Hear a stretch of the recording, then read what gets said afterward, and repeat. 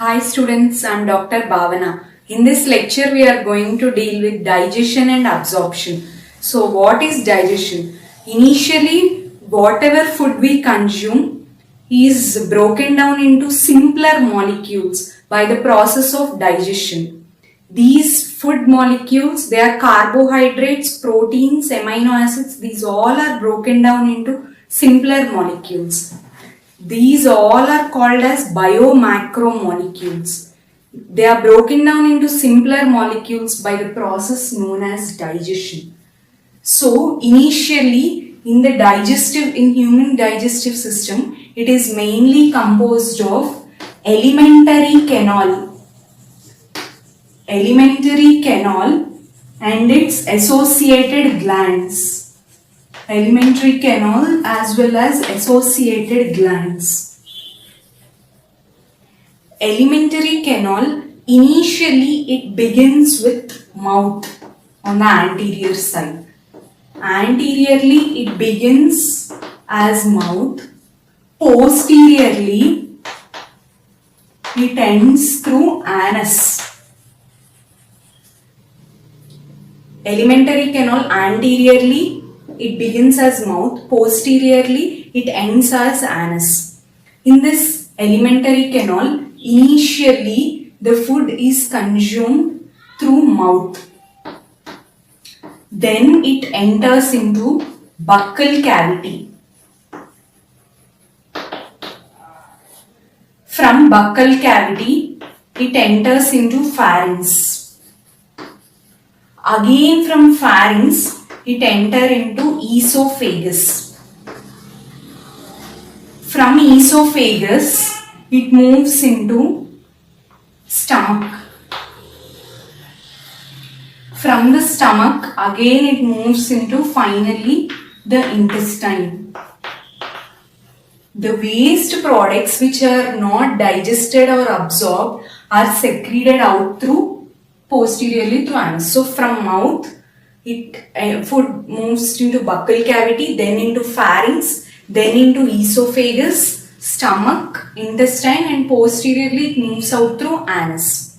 So initially it begins by mouth.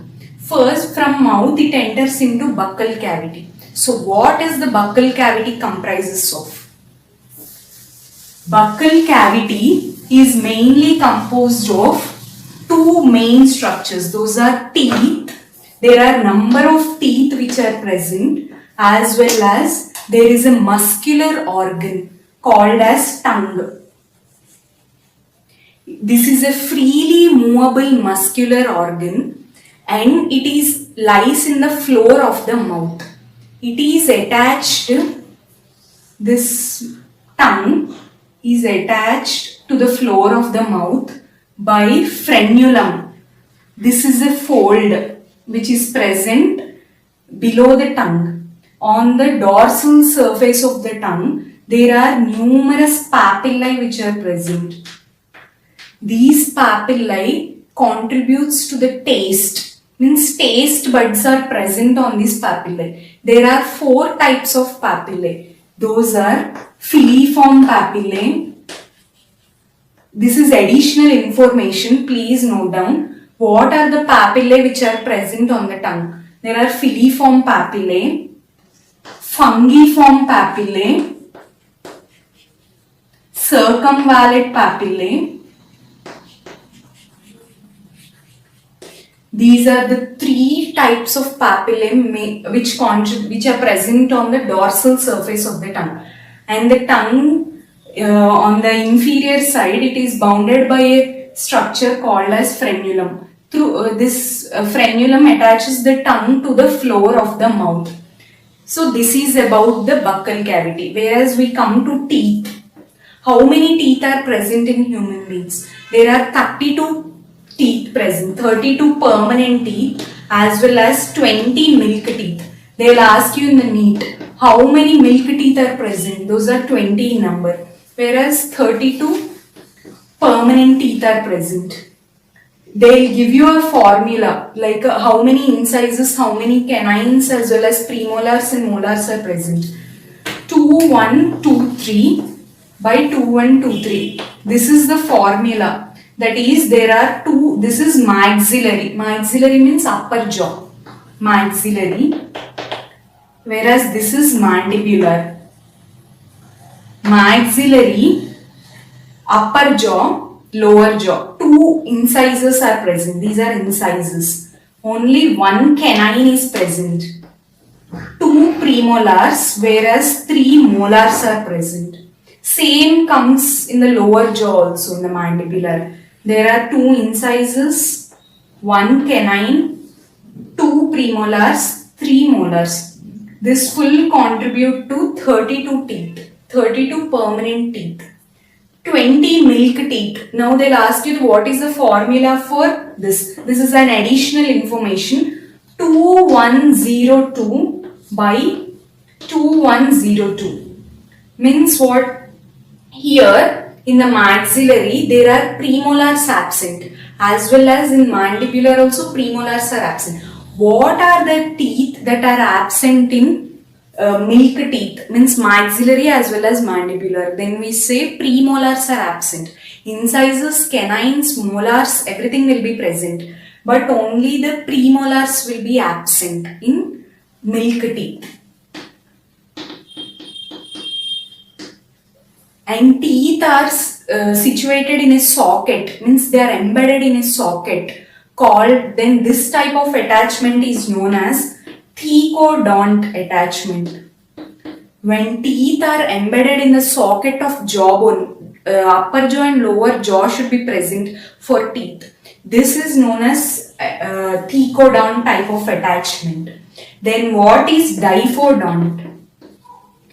Diphodont means, we all know in mammals like our humans there are two sets of teeth, means milk teeth as well as permanent teeth. Initially till 15 years you will have milk teeth. For all the milk teeth to get lost, it will take approx 12 to 13 years. Then other permanent teeth are formed. Next set of permanent teeth is formed. Then there are two sets of teeth present in humans as well as most mammals also. Two sets of teeth are present. Then it is known as diphodont. So this is about the buccal cavity. What we have discussed about the buccal cavity. Initially there are two main structures that are present in the buccal cavity. Those are teeth and as well as tongue. Tongue, it is a freely movable muscular organ. First, it helps in speech as well as swallowing as well as mastication of food. This tongue plays a very important role. On the lower side of the tongue, it is attached to the floor of the cavity by a structure median fold called as frenulum. On the dorsal side, there are numerous papillae, that is taste buds are present. Filiform, fungiform, circumvallate, as well as there is another also foliate papillae. What are the four types of papillae which are present? Fungiform, filiform, circumvallate as well as foliate papillae. Then this formula is very important. In NEET question they have asked in NEET. What is the formula of permanent teeth? 2123 by 2123. This you should remember. There will be two incisors, one canine, two premolars as well as three molars. This is for the upper jaw. Whereas for lower jaw also same. 2123. Whereas for milk teeth, those are only 20 milk teeth are present. Here premolars are absent. 2102 by 2102. Next we dealt with thecodont. Thecodont means what? The teeth are embedded in the socket of jawbone. That is known as thecodont type of dentition, this type of attachment. Whereas when it comes to diphodont, there are two sets of teeth, that is milk teeth as well as permanent teeth. In most of the mammals as well as human beings, we see diphodont, that is milk teeth as well as permanent teeth is present. Now from the buccal cavity, we enter into esophagus.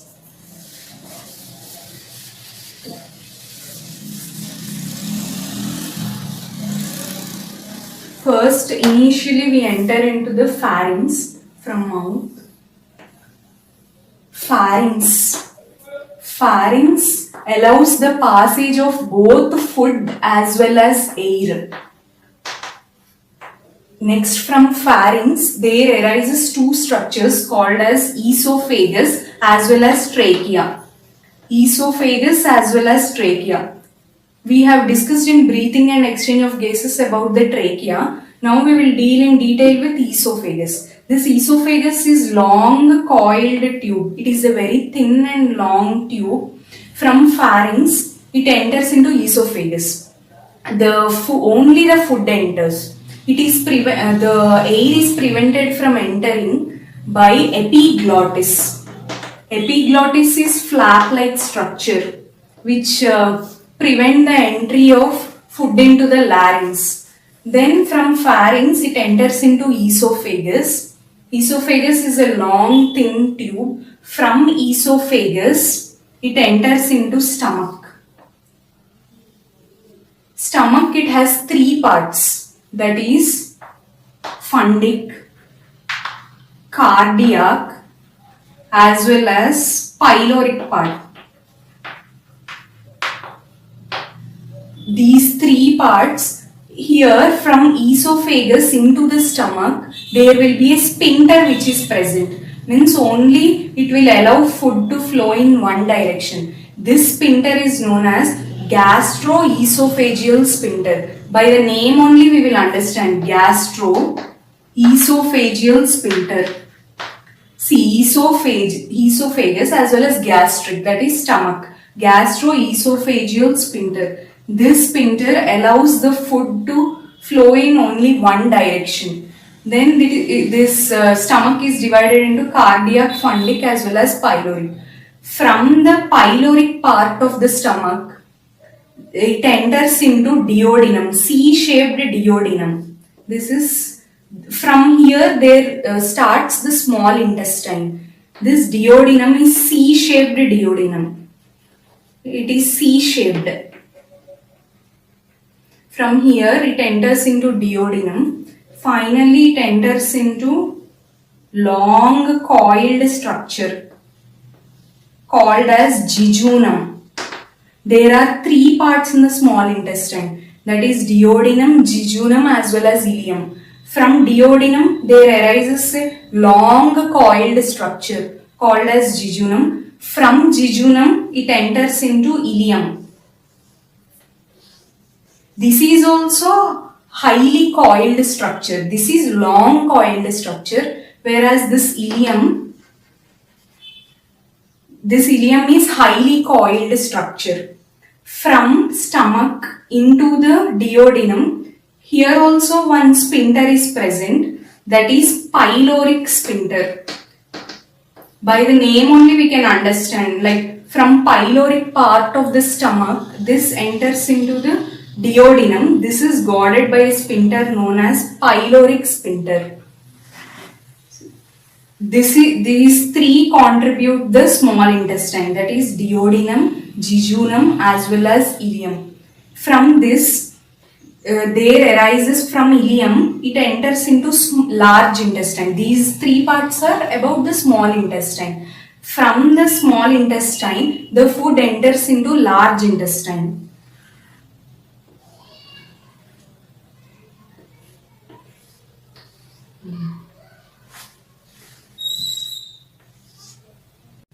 So ileum enters into the large intestine.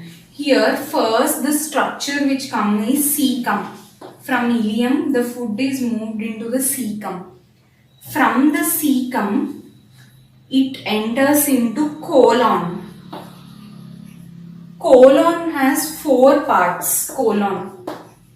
It has four parts. That is ascending colon, transverse colon, descending colon as well as sigmoid colon. Before, when I dealt with breathing and exchange of gases, there were questions like asked what is sigmoid. Sigmoid is nothing but S-shaped. Anything which is S-shaped is called as sigmoid. Like in breathing and exchange of gases, we have dealt with S-shaped curve, oxygen hemoglobin curve, that is sigmoid curve. Here also there is sigmoid colon. Sigmoid colon is nothing but S-shaped colon. Finally, from this colon it enters into rectum. and finally it moves out through, I told you, the posterior part, that is through anus. It moves out through anus. See, near the cecum, what is the role of the cecum? Cecum, it hosts many microorganisms. Means whatever the microorganisms that are transported from the esophagus and from the stomach, these all enter and these host the microorganisms. Means cecum, it holds the microorganisms, and there is a finger-like projection which extends from the cecum. This finger-like projection is also known as vermiform appendix. See, here from cecum there arises a finger-like projection that is known as vermiform appendix. This also hosts many microorganisms. So they'll ask you in the NEET, from which structure do vermiform appendix arise? They'll give you options: cecum, colon, rectum. Recently it was asked in the NEET. So that is vermiform appendix arises from, it's a finger-like projection that arises from cecum. Next, from cecum, colon. See, this is ascending colon. Ascending means what? It is moving up. So this is ascending colon. Transverse. Transverse is, it's a flat structure, transverse section. So transverse colon. Descending. Descending means which moves down. Descending colon. As well as here finally S-shaped colon also is present, that is sigmoid colon. There are 4 types in the colon. From the colon it enters into rectum and finally it moves out through anus. So this is about the human digestive system. We'll recall once. Initially food enters from mouth into the pharynx, from the buccal cavity into the pharynx, then into esophagus. Pharynx is the common passage for both food as well as air. But from the pharynx there arises 2 structures called as esophagus as well as trachea. Trachea we already dealt. So here now we are dealing with esophagus. It is a thin long tube where muscular contractions of the food takes place. That next we will deal. Here there is epiglottis. What is the use of epiglottis? It prevents the entry of food into the larynx. Larynx we also known as, it's also known as voice box. For the sound production we require larynx. So from esophagus food enters into the stomach. Stomach is divided into 3 parts, that is cardiac, fundic as well as pyloric. This is cardiac part, means the uppermost part is cardiac part. The second one is fundic. Finally, the third part is pyloric. Here, from esophagus into the stomach, there is a sphincter that is known as gastroesophageal sphincter. Means this is the gastric part, this is the esophageal part. Here both, it prevents the backward flow of the food. That is gastroesophageal, self-explanatory, gastric as esophageal sphincter. From the stomach, the food moves into small intestine. Small intestine has 3 parts. That is, in an order we should come. That order is very important. Like C-shaped duodenum, then jejunum, then ileum. This C-shaped duodenum is again bounded by a sphincter from the stomach into the small intestine, that is called as pyloric sphincter. Again it prevents the backward flow of the food. C-shaped duodenum is again it passes into jejunum, then into the ileum. Jejunum is highly coiled structure. Ileum is also highly coiled structure, but jejunum is long coiled structure. Long coiled structure is jejunum. Again ileum is highly coiled structure. These 3 parts, duodenum, jejunum, ileum, contribute to the small intestine. From the small intestine, again food passes into the large intestine. The large intestine is mainly composed of cecum, colon as well as rectum. Cecum it hosts so many microorganisms, whereas cecum, it has finger-like projections called as vermiform appendix. From cecum, the food passes into colon. Colon is, again we have discussed, it is 4 types. That is ascending colon, transverse colon, ascending, transverse, descending, and finally it enters through, the food is excreted through anus, rectum as well as anus. So this is about the human digestive system. Next we are going to deal with the cross section of the alimentary canal. So in the cross section of the alimentary canal, so what, there are 4 layers which are present. 4 layers in the cross section of alimentary canal. Cross section we can say transverse section of alimentary canal. It has 4 structures. This is very important question in the NEET. At least alternate years they'll ask about the cross section, what are the outermost layer, what is the innermost layer, like that every alternate year they'll ask the questions. Like 4 layers, the alimentary canal. Outside, outermost layer is known as serosa,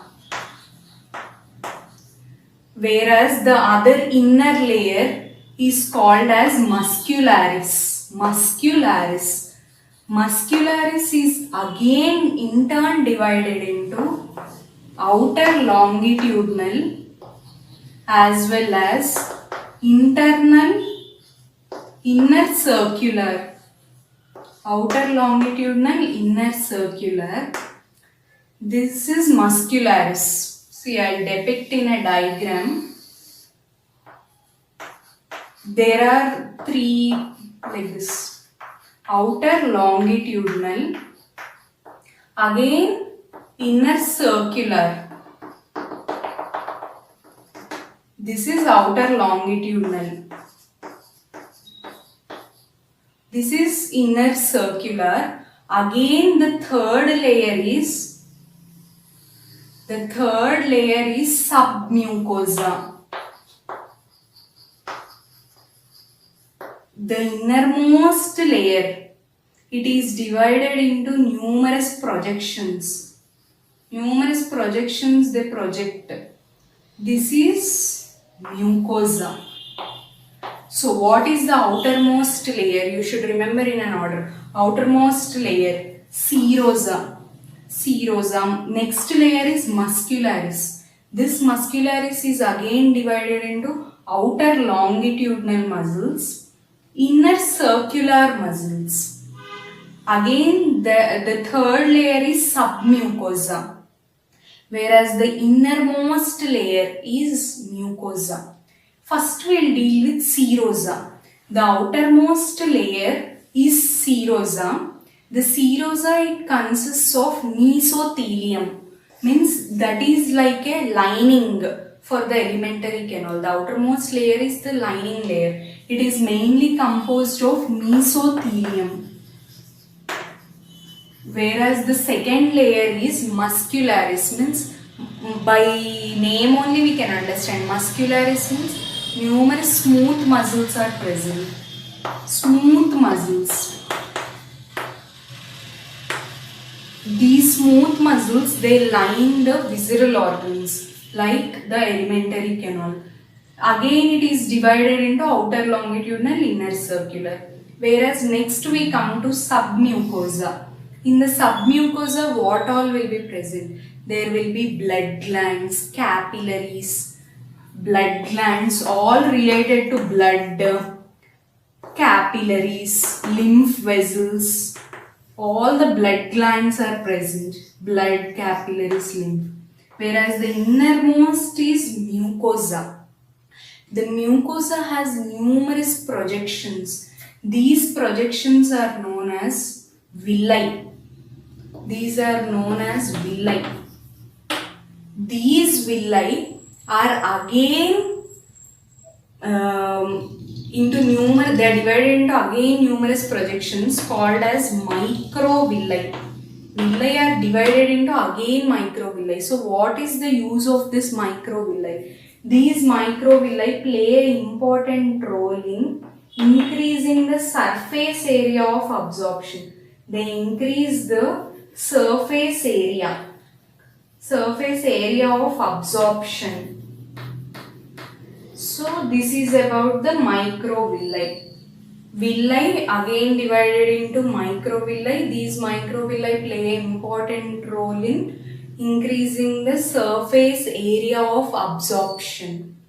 And these villi, they secrete this mucosa layer, and these villi, these secrete mucus. Mucus is very important for digestion and absorption. So what about this mucus? In the mucus, mainly in stomach as well as in intestine, it plays an important role. In the stomach, it has gastric glands. Whereas in the intestine, they are again divided into crypts of Lieberkühn. Means these are the projections. Mucus, Lieberkühn. So in the stomach, it has a role in gastric gland. These gastric glands secrete mucus. Whereas in the intestine, they are divided into crypts of Lieberkühn. Crypts means there are narrow spaces which project into the intestine. So these also secrete the mucus. This fully is contributed by the mucosa layer, that is the innermost layer of the stomach, the innermost layer of the alimentary canal. Next, again these villi have numerous capillaries that are present.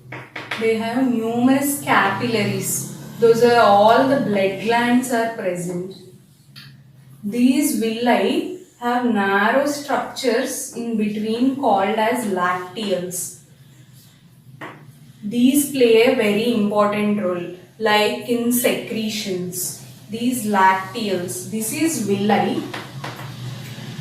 These are the capillaries that are present, and the part which is present in the middle of the villi is known as lacteals. So these lacteals also play an important role. So this is about the cross section of the alimentary canal. The first structure, the outermost layer of the alimentary canal is known as serosa. The next layer is muscularis. That is divided into outer longitudinal as well as inner circular. The third layer is submucosa. And the fourth, the innermost layer is mucosa. What is the function of the serosa? The serosa, it is the lining of the alimentary canal. That is, it has mesothelium. This is the outermost lining of the canal, alimentary canal. Next, muscularis. This has numerous smooth muscles which are present. Here all the muscles will be present in this muscularis layer. Whereas in the third layer, that is submucosa, numerous blood glands as well as capillaries, lymph vessels, all of them will be present. Whereas the innermost layer is mucosa. These mucosa have numerous projections called as villi. So what is the role of this villi? These villi increase the surface area of the absorption. These villi again they are in turn divided into microvilli. These two contribute for increasing the surface area of the absorption. The innermost layer, mucosa, it secretes the mucus. First, initially in the stomach, it secretes the mucus. That is, it play an important role in gastric glands. These gastric glands help in secretion of the mucus. Whereas in the intestine, there are numerous projections which arise into crypts. These are known as crypts of Lieberkühn. These also secrete mucus in the intestine. Next, these villi, these have numerous capillaries which are present. These capillaries, in between the capillaries there are lacteals. These are also the blood glands which help in increasing the surface area of the absorption. So this is about the cross section of the alimentary canal. Next we are going to deal with the digestive glands.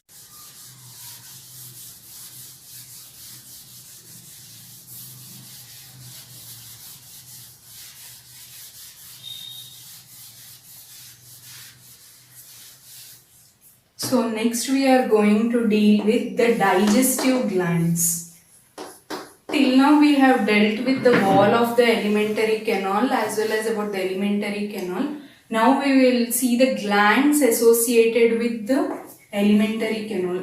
Those are nothing but digestive glands. There are mainly three types of glands that are present. That is, the first one is the pancreas. The second is liver. The third one is salivary glands. These are the three important digestive glands which play an important role in digestion. First, initially saliva. Salivary glands are mainly three types, that are parotid gland, submandibular gland, as well as sublingual gland. So where is the parotid gland present? Parotid gland, it is present behind the ear. Behind the ear it is present and it is triangular in shape. This is additional information which I am giving you, because where is the parotid gland situated? It is situated behind the external acoustic meatus. Means behind the ear it is present. Here this parotid gland. It helps in secretion of the saliva. Whereas submandibular gland, where is this gland present? This gland is present in the floor of the mouth. Means in the lower jaw it is present. In the lower jaw. Whereas sublingual gland, it is present in the below the tongue. Sublingual, below the tongue.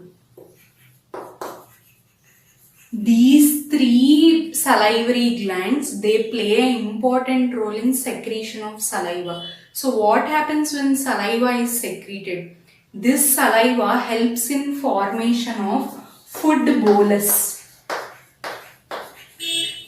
So what is the use of this food bolus? This food bolus, from the buccal cavity, it will move into the esophagus as well as stomach. So here only maximum mastication as well as chewing takes place. So this saliva plays a very important role.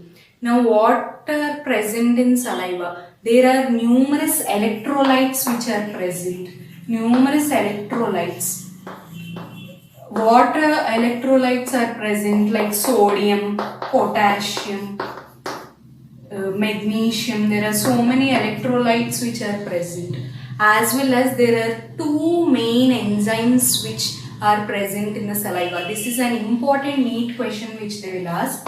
What are the two numerous enzymes which are present? That is salivary amylase as well as the other enzyme which is very important is salivary amylase. Salivary amylase enzyme is present as well as lysozyme. So what is the use of this lysozyme? This prevents the bacterial infections. Means whatever infections we have, this plays an important role in antibacterial action. means it kills the microorganisms. This lysozyme kills microorganisms. So what is the role of this salivary amylase? Whereas this amylase, it converts the complex substances like starch, whatever food we take, like carbohydrates, whatever food we take, those are broken down into simpler molecules by this salivary amylase. Almost 30% of the starch is converted into maltose or any other thing by amylase. So this is about the salivary glands. Next we will see about the liver.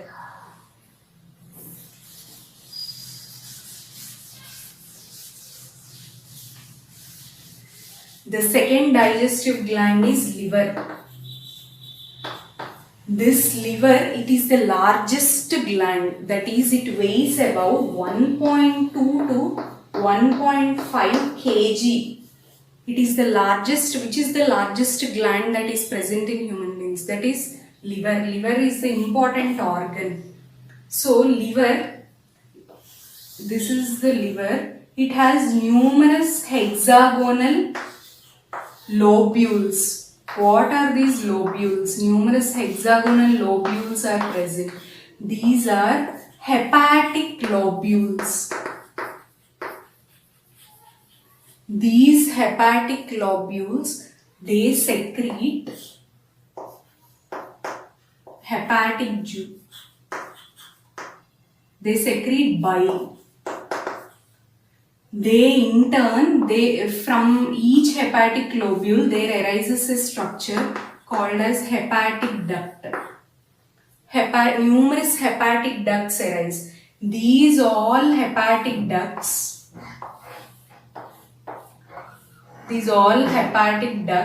along with the duct of the gallbladder. This is gallbladder which is present adjacent to the liver.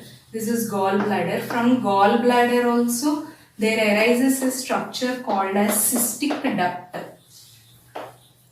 or duct of gallbladder also you can say. This cystic duct as well as numerous hepatic ducts, they contribute to common bile duct. So what is the use of this gallbladder? This gallbladder helps for the storage of bile.